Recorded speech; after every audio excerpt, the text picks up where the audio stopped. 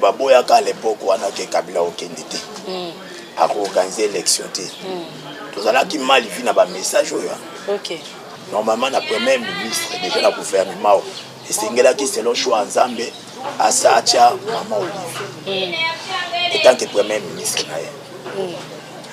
Seigneur Zokolobake avant pour s'engager dans la gratuité ya enseignement wana fallait qu'il nous d'abord à prévenir pour voir na ba construction ba école à l'état. Nani na monde des esprits dans bazo mona eke ba école wana ya ici ko ba pratique ba cérémonie tout ça là. Ba obebi ça ba destiné à ba ne belé. Ba pour autant au félé té na ba école modèle wana ya modèle wana.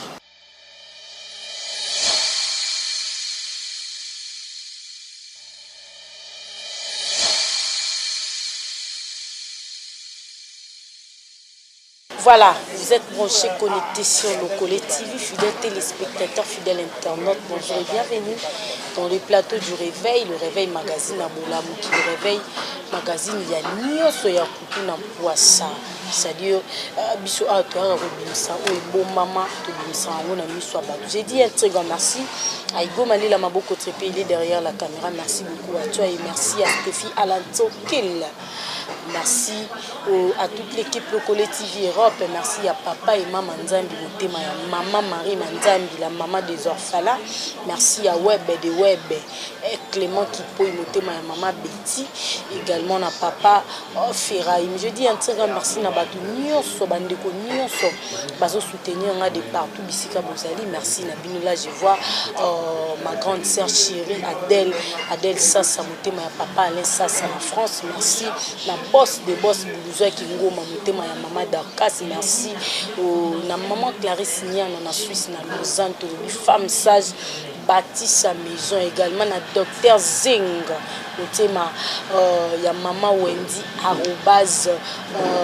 @msn.com na bosante ma copine privée de longue date, de longue durée, Francine Moukonkole ya ba Francine kuna ba États-Unis, sans oublier Elos Vanga, mon beau-frère motema ya Doudou Chamouba ola le réveil mokola le nazana esengo ya koyamba pona bino messager Abraham Kasso, messager Abraham Kasso.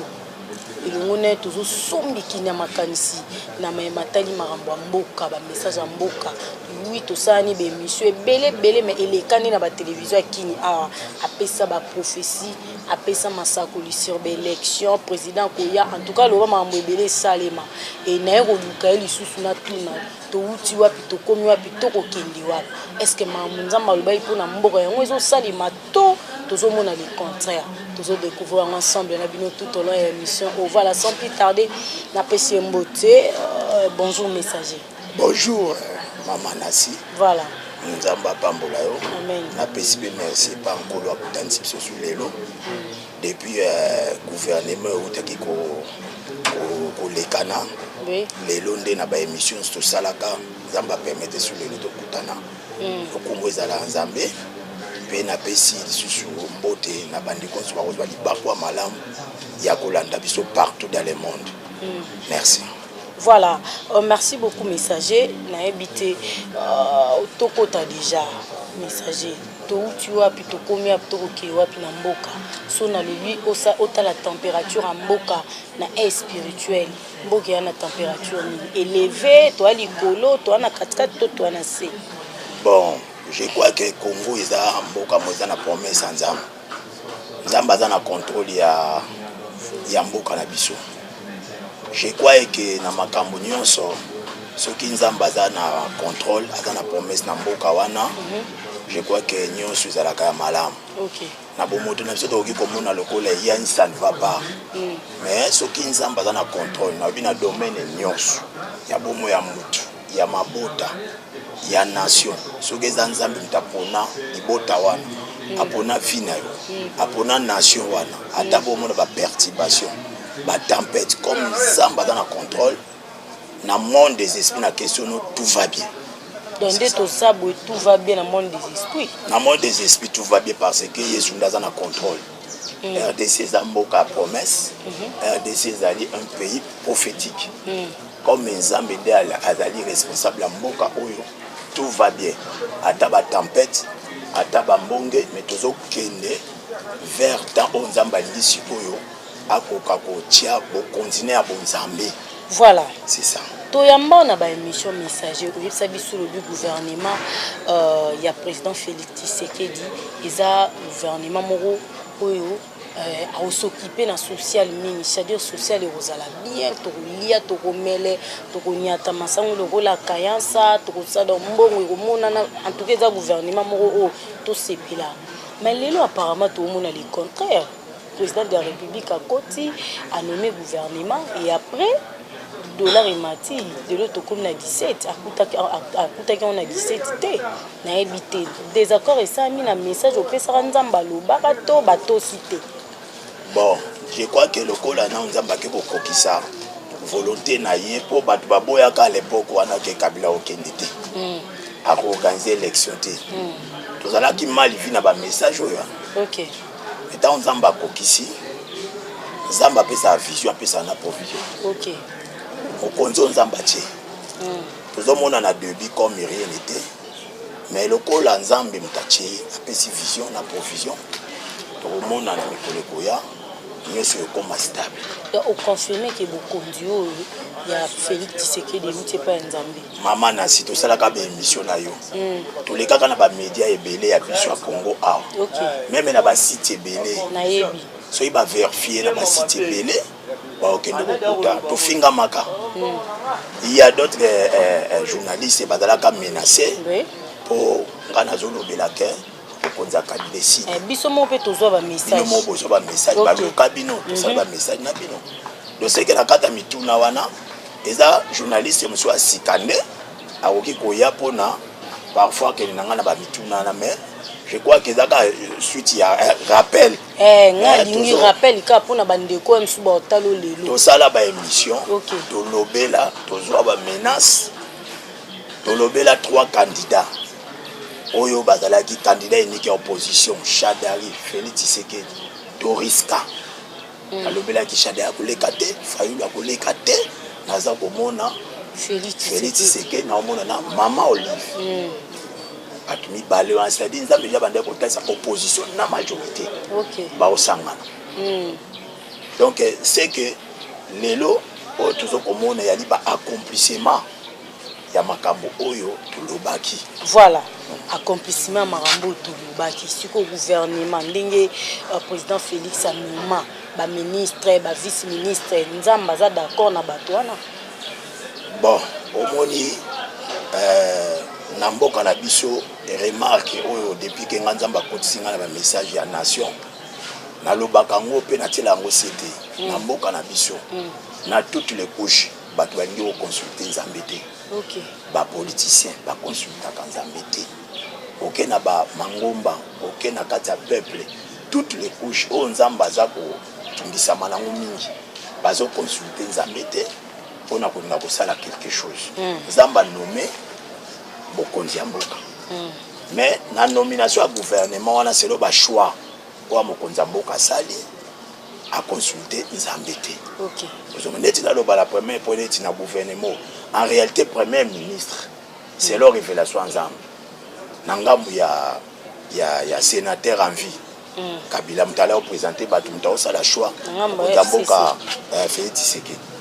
Normalement la premier ministre déjà la gouvernement et c'est qui c'est le choix ensemble à Sacha Mama Olive. Et tant que premier ministre na Nzambe azomona apparence abatute. OK. Mais Nzambe azokomona mitema. Donc voilà nanu la première reproche c'est-à-dire. Voilà na signalé déjà batu toza na balabala eza normal donc ba robela na neleki donc c'est normal. Toza Kinshasa voilà message ko bana yo. C'est-à-dire que la nomination la première question le gouvernement premier non reproche il a dit que premier ministre Mokonzamboka nommé atier. OK. Sylvestre Ilunga. Ana volonté ya Mokonzamboka. Ana volonté ya sénateur en vie. Ana volonté nzambe. FCC ana volonté nzambe normalement na ba prophétie ya gouvernement tant au 4e gouvernement na place Nzamba talisa ki Félix Tshisekedi na Mama Olive. Nzamba otala kati ya bato. Ok. Nzambe otali banda te. Donc pour dire que na gouvernement de mokonzi mboka tie problème nzambe ali que ba consulta ka nzambe te. Normalement na maison civile à mokonzi mboka azwa ki papa le ki na Gérard Mulumba. Atie. OK na minute mokonzi mboka ndi azaki na besoin il y a un prophète azoyo ka nzambe. Avant la nomination pour na 4e régime mokonzi mboka Joseph Kabila honoraire en vie akoya ki na ba problème parce que ala consulter nzambe te. Gouvernement na nzamba reproche ki yango yemo mokonzi mboka comme un niveau koloba yeke na gouvernement na nazu ata 15 te ata 10 te même pas 5 ya malam mais les mêmes bateaux mokonzi mboka ou ya gouvernement passé sénateur en vie les mêmes bateaux na tie bango na parlement atie bango ba sénateur pe quelques ba tête musu za na gouvernement donc même erreur même piège kaka yeke tant mokonzi mboka mokonzi il faut consulter nzambe to mwana ba bible David otu na nzambe na sala nini avana kende na likambo na sala nini avana kota na problème. Donc avant David à s'engager engagé même combat moko ba passer à l'époque avec Babitumba habitude à David il consultait Dieu c'est qu'il manque maintenant akati mboka la biso siko lo consulter nzambe te nommer gouvernement na volonté bato na ebité conséquences ezani siko pour na peuple bon oui quand même vie pour gouvernement on est un gouvernement à répétition bien qu'il va changer moi la tête on dit problème est plus mingi interpellation allée par leader OK et moko mokonzi mboka on a pas pris responsabilité na charge on a pas pris consulter nzambe te tant conséquence que vous en avez moko na gouvernement aussi ko nzambe lokola ka juste a olingani ni ke a défendre le peuple na epé a kokako ko ça na bonzambe na pour peuple à se retrouver soit nzamba ko frapper soit na bonzambe ne akoye bandenya ko sala to nzambe pa ya ka reprocher mutu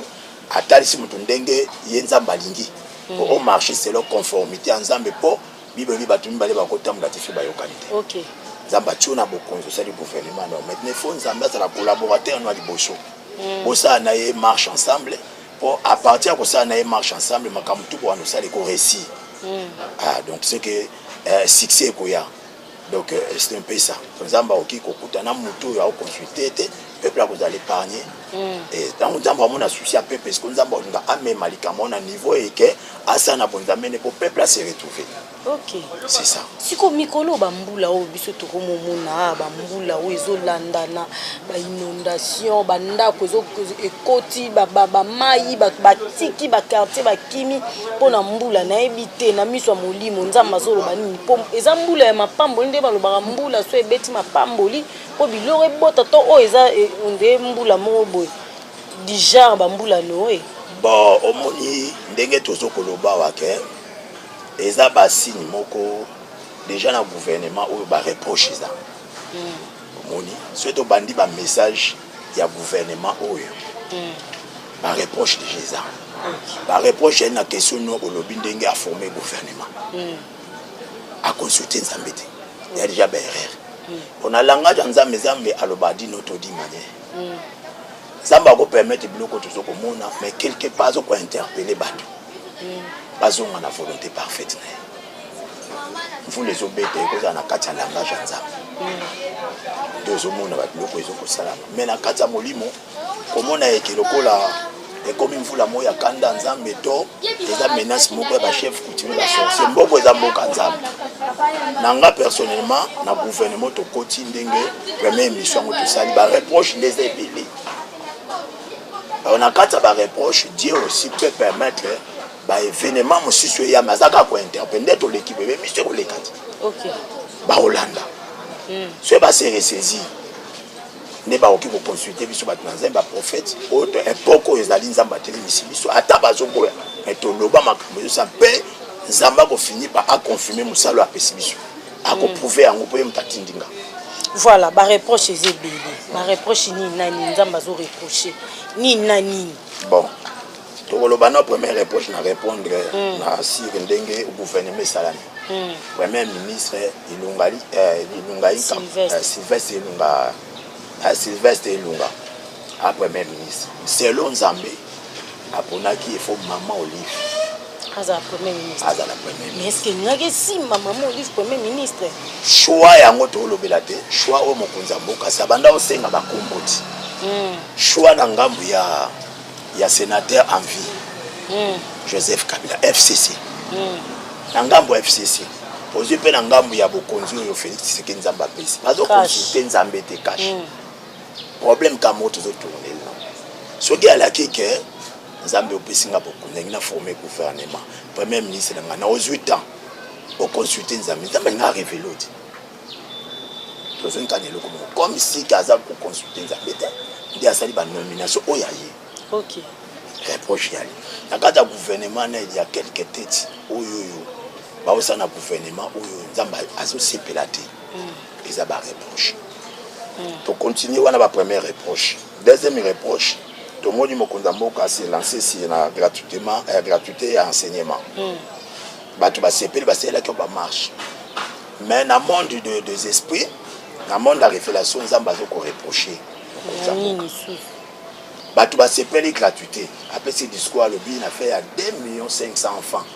On va se retrouver na étude.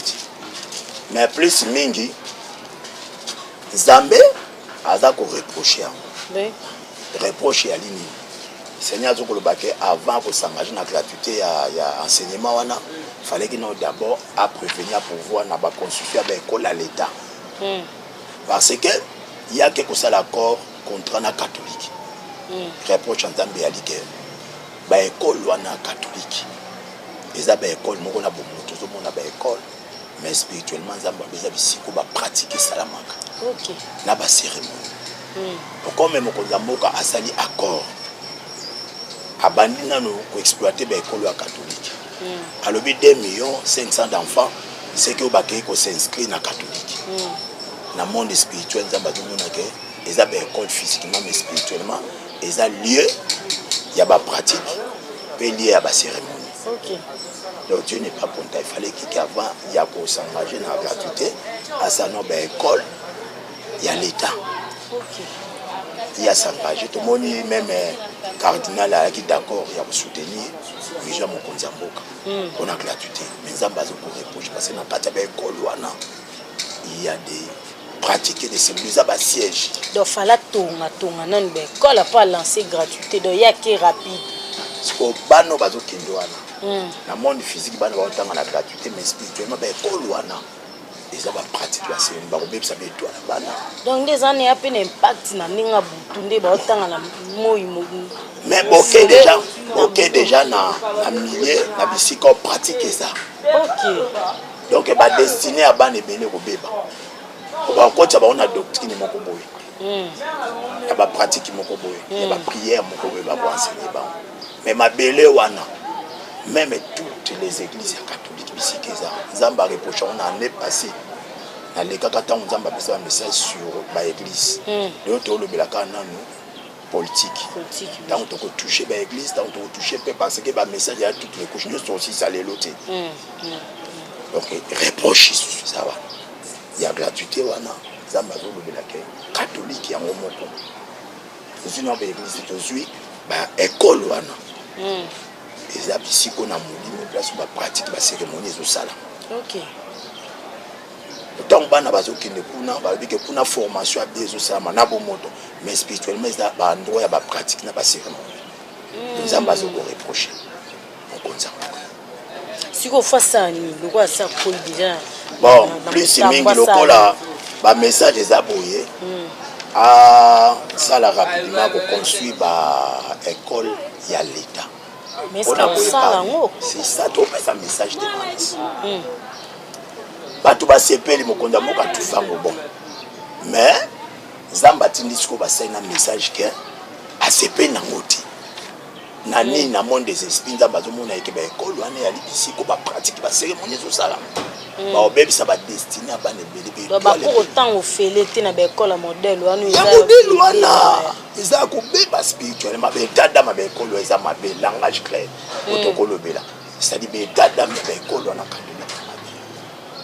mais physiquement, tout va s'épée, tout va bon, partout va être soutenir vision en gratuité.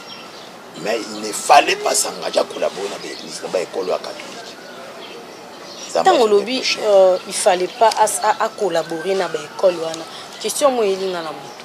Siko libala ya FCC na cash. Na habité spirituellement parlant.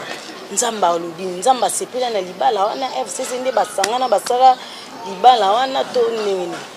Maman nasi na période ya gouvernement mokonzi mboka Joseph Kabila to lobaki que na omona batu mibale. Na omona Félix Tshisekedi na omona Mamoli. Na reproche ya gouvernement na yebisio ba reproche ya mozani no tuni question. Alors na bakata ba reproche du monsieur ya premier ministre wana. Fallait za Mamoli. Donc Zambé atalisaki mission ya mokonzi mboka 5e régime. Alors mission ya liboso ya di réconciliation. To bandela to yende ko kelo kende pona moni mamba ya kitoko ngoma lele koti yawa c'est dit mission ya mokonzi mboka tata mokonzi Félix Antoine Tshisekedi ya liboso eza réconciliation c'est que libala na ye cash na FCC batu bazo condamner batu bazo boya yango eza na kati ya volonté parce que Zambé azo mema kutu mokonzi mboka plus loin. OK. Même opposition na lobakango na période ya Kabila. Na lobi ke nzamba tchaka kaka opposant moko historique. Etienne Tshisekedi wa Mulumba. OK. Les restes tout babimi. Botuna nga ba question bongo be batanga koya. Moïse Katumbi tanga koya. Na répondaka kabino ke même baye. Ba opposante. Ba opposante. Donc si que opposition zo sama mikolo na gouvernement ya Félix Batika na ba nzamba omona ba opposante. Ba yande mission ya mokonzi mboka ya li réconciliation. OK, donc on est le lobby ya réconciliation zo sanga na cash FCC même na lamuka wana. C'est-à-dire na tia la grosso modo ba politicien na biso nyonso. Ba consulta kanzambe. Tu na côté na fayo.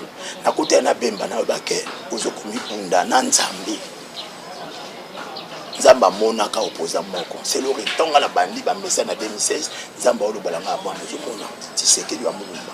Ngamutu na tena moko. Ano ya ye. Na opposant musute peta on olo la Kabila. Lingi ba se réconcilier ba sans parce que Zamba ota la 6e régime. Akocha serviteur de Dieu. Zamba sala kala bokabwante. Bokabwani ali devise à ténèbres. OK. Diffusé premier régime. Zamba sala kana yini. Donc Félix a une mission déjà bandit au sens. Ça a 2 mandats. Ça a combien de mandats? 2 mandats. Ba mata bakita. Wanza minda lobi. Ainsi dit l'Éternel. 2 mandats. Donc Félix a bandit déjà comme s'est préparé peine de l'autre toi on besoin que mokonzi mboka fait c'est que azo un message aye ba que mission na ezali ya kusasa. Réconciliation. Ba mona ye asimbi président rwandais Kagame mboke bouger. Bamona yazo sola na Kabila mboke bouger ikolo kuba biba sa mbongo bachelo ya Kabila na ye batyango na kata na billet so 10 000 francs so 100 000 francs ma ya mokonzi mboka Joseph Kabila le passé na loba ke mission les archives santité na loba ka yenza batinda ka epo akotisa élection oui loba mission na de base faut pas ba mission même devant ne faut pas mission là. OK. Ngande na lia na ndoli na implanter l'église. Na bundani. Et na tamo nzamba yusanga kwa mloko ba volonté mission na ngana tibezana. Tant on a héritier na kena ba retraite ya Zamba 2 ans na tikaka suki nzamba yusanga tala pour mitunisa matin. Tout le monde na benga ba pour basala ba église té. OK. Yoka kanga lobela kamboka. Yango muna pasteur mtusu abundani na église ezo matate donc ani na mission ça azonga tuna nzambe mission bengela kingezani.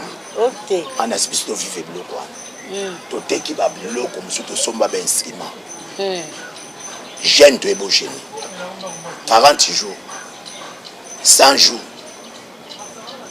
puissance sa parole batu ba elelo une semaine au monde dimension nzambe na sayi na otambo la sanctification sainteté mais na tamo ko enseigner zo batonga na makona na ebiso le kona pingela c'est très important donc mission ya mokonzi mboka ya réconciliation à part réconciliation libala ya cash na FCC ezali volonté nzambe Kabila na kata mboko omoni David tango azoboma bato alinga tongela nzambe temple nzambe yebisi maboko na makila. Mais le même nzambe obenga muta maboko makila l'homme selon mon cœur. Kabila sali volonté ya nzambe ti bato baotelela kabila balingi ete nzambe alingi kabila po akotisa élection.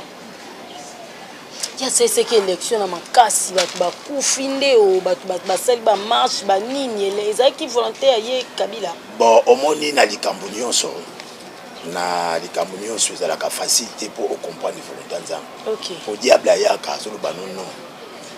Zwaka mobali wana nzambe azosika mobali wana okoki bokende bota na ye plus tard ntango ezosimba te oseresesi ozomona oseresesi donc mpona kokota na volonté parfaite nzambe eza ya guerre kabila mpe yaki facilité mais soka na nzambe atikali nzambe aimpose l'élection esalaki donc mission na yakokisi so nzambe azokoagreye ye comme asalaki mission ya nzambe. Ata bino bato bomona ye mabe Félix asola na ye boye po aokende osala relation réconciliation na démon. Mais dans le monde des esprits étant que prophète ça bien aza na kati ya volonté parfaite ya nzambe mpe aboma bato oyo biso tomoni lokola David me nzambe aobenga kabila motu na ye plus loin kotaka kobenga l'homme selon mon cœur. Nzamba lingi pe nzamba bombe na kati ya Congo parce que bitinda moko ko ya nzamba salia donc mokonza mboka mission ya li réconciliation ya mibale nzamba bina yebisa mokonza mboka fait seke Chilombo azala humble. Troisième point nzamba oloba na yebisa ye azala muta compassion atonda na mawa alanda ba mopango ba otia ete atonda na mawa. Quatrième point nzamba zokoloba yeke azala muta ko soutenir ba omona ko soutenir ba bola ko soutenir ba veuve ko soutenir bato bazana kati ya passe orphelin donc ezali pour neti ba chege loko gratuité école ezana on sait que ba chege pe faut ba kota ba classe bon ba futa minerval te ce que l'état ne fois sombela ba onde ba uniforme ba sac bon eza déjà moko ya banzela malamu azosala reproche ezaka ya catholique. OK nzamba lobi azala muto a soutenir surtout ba homme de veillard ba veuve ba orphelin ba enfant de rue wana message eleka eyali capital base nzamba zo ko interpeller mokonza mboka pe yango nde ko mema musika. Donc c'est ça.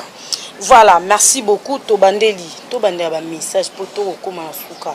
Tobandeli ba message oyo nzamba ebisi mokonza mboka za nango. Réconciliation c'est alongi pozo sangisa. Bien que bazo loba mais azo sangisa mais quand même. Abenga pe bato ayewa accompagner pe que za mission na ye. Aye ba pe ki ana volonté nzambe. Mission na ye de base neto lobaki kabila na pe wana de base ya élection. Il y a des bases de réconciliation. Réconciliation. C'est que l'opposition nyonso fait si la dissoudre l'opposition nyonso. Donc on se base à la tata bon encore. Opposition ceux qui vont Hollanda ou ba faulu ceux qui vont Hollanda ba message batika obundisa nzamba ba obundisa Félix te. Na Congo nzamba ina monnaie sur opposition. La vérité désir ne on obundisa nzambe. A obundisa nzamba. Bemba Moïse Katumbi Olamuka. Bazala derrière Félix Tshisekedi. Boso bakena mo derrière Félix Tshisekedi te. Bazali au contraire ya volonté nzambe. Mana ye tant que prophète. Basuka ndeni. Bon tant muta osala volonté ya nzambe te asuka ndenge ni échec te. OK. Nous so osala échec banano osala vivre mais suka na yango mona ka esimba te. Voilà, donc président de la République réconciliation humble. Compassion motema mawa pe azala mutaba omone asunga bato bazangi orphelin ba enfant de rue ba homme de veillard. OK wana nzamba tili yango c'était asala kango pe ko funulele ba porte. Voilà, merci beaucoup messager Abraham Tokomi na suka 2020 nzamba la kibiso nini bandi wana to loba lelo to bomba to loba sima. Bon toutefois il y a motu ya déjà ngoto zo koloba. Donc c'est que ceux qui mokonza mboka kimi ba reproche oyo makamo malamu ekozala non seulement 2020 et puis gouvernement naé donc régime naé mobimba donc 5 ans naé pe nzamba promettre ye ça la 2 mandats, ainsi de l'Éternel. Voilà. Parce qu'on a makambo aboye, c'est que la fidèle. Ce que tu fidèle, au moins, makambo nzamba la queue qui kokokisa. Et ceux qui va reprocher, ils ont continué. N'est-ce qu'on nzamba décide d'accord? Au ça la oya lingi par rapport à oya la kaki pour comprendre. Donc c'est un peu ça. Voilà, merci beaucoup Tokomi Nasuka. Liloba Bokabwani, Bandeko Balandi ba retenir ni le personnel n'aura contact pour na Bandeko Balinga ba benga. Bon, il y a Bokabwani juste y aller pour na lelo mais to côté année to côté gouvernement c'est que ba message c'est belé. Makasi. To ko solula ka étape par étape. Et là quand na olobaka eke Félix Tshisekedi azali ando ya volonté nzambe te. Azana kati ya volonté nzambe. Ainsi dit l'Éternel. Donc, Moutoutou a soutenu na prière. Bon, si que vous dites besoin numéro dans un contact, vous en avez Kamoko Boye et Tungisa Kayo. Ça me passe à la grâce à côté déclaré que ça me l'a. Donc, au Sougika prophète, il y a aussi quoi, Mamboka T. Le peu bafia bateau ça rappelle ba délivrance. Bon, Zamba Bikisaka. La maladie, on Zamba Loba n'a pas maladie incurable. Oui, si bami na maboko abatu, il y a ba sorcier. Donc, soko kuta inanga Zambi ako bikisa yo. Donc ba docteur balembi soko benginga Zamba obikso na problème mukanda, na problème ya musala ko bota ko douter te soko bengi Zamba obikisa yo. Opesi numéro. Bon numéro nanga zapeka yango na WhatsApp 090 934 20 42. Na bandeli pour la deuxième fois 090 934 20 42. Ce qui vous benginga prophète Abamka son na secrétaire te na koyamba yo na peso ba directive. Voilà. Nzamba osepela ko salelo akosalela. Voilà, merci beaucoup prophète Abam Mozaki lipamboli pour na biso. Merci. Voilà, merci Nabino ba fidèle téléspectateur, ba fidèle internaute ya le collectif to lundi to yoki. Ya malam tozo ya mabe to boaka. Ola. Merci à Hugo Malela Maboko Tsepe na sima caméra. Merci na équipe Mombalo Kole TV Europe na biso une kole sumasi azongi le loté. Tukute na bino miko ya botika la brancher connecté sur le Kole TV, vous a jamais déçu. Na lela bino ya tout. Bye.